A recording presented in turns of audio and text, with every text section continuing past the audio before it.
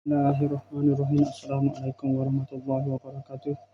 Berjumpa lagi kita dan channel saya masih dari sama juga, iaitu hari Rabu 8 hari bulan Oktober 2025 Masehi bersama dengan 16 Rabiul Akhir 1447 Hijriah. Sekarang ni pukul 5.14 minit petang.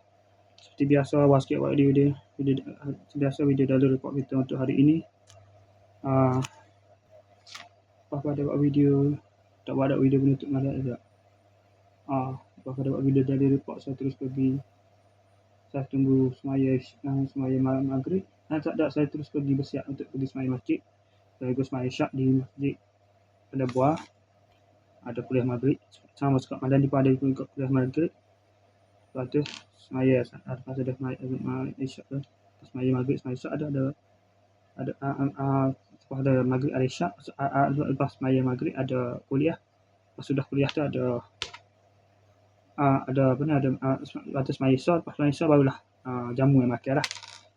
Lepas selesai makan tu saya pergi singgah, terus pergi ke kedai Fikri, relax singgah malam tu sampai ke pukul 10.30 malam ada tak? Pukul 10.30 saya terus balik ke rumah. Alhamdulillah, bulan 6 pada balik lalu. Lepas tu relax rumah tu. Pukul 12 tu seorang ngatuk tidur dah tu. Duduk main sungguh-sungguh tidur pukul 12. Bangun pula pagi tadi dah ada pukul 50 tak. Berapa? Satu pula dah. Pukul 5.50 bangun. 5.48.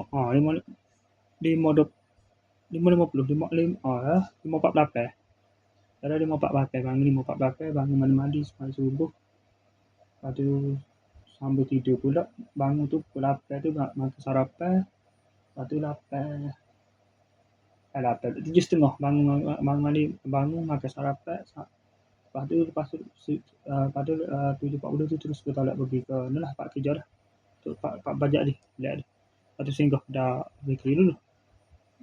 Sebelum lagi sampai ke Pak bajak tu singgah dah Fikri dulu, minum air dulu. Pukul 8.30 baru masuk. Baru pergi masuk tu jam itu tolak dulu dalam macam-macam lah. Mari 1 dah pada pukul 9.50 baru boleh start belajar. 9.58 baru boleh start belajar. Baru start belajar. So, siap belajar pada pukul 10 minit. 10 minit ke buat video kejap dia. 10 minit kemudian buat video. Lepas tu terus balik ke ni lah. Terus balik ke ni. Lepas sudah siap buat video terus balik ke singgah ke makanan saya untuk mandi dan semaya Zuhur di sana. Lepas semaya Zuhur bagi nak sampai, nak tunggu bagi dah. Tunggu sini bagi dah. Ada pukul berapa dia tak ingat dah. Bagi ni sampai dah ada pukul 2.30 dia lebih kurang ada 2.30. Tak nak review dah lah. Dah pukul 2.30 dia lah. Saya tak silap saya dah ada 2.30 ke 2.40 dah lebih kurang. Pukul 3 suku tu sengguk ngantuk. Lepas tu sampai ke dari 3.30 saya tidur. Bangun pula pada pukul 4.50 pula baru bangun. Ni tidur. Bangun terus mandi semaya asar. Lepas semaya asar ni pukul 5 semaya asar. Pukul 5 buat ni 5.14 terus buat video ni. Video dari report ni. Okey, saya sekali saja untuk sesi video dari report kita untuk hari ini. Assalamualaikum, jumpa lagi. Bye.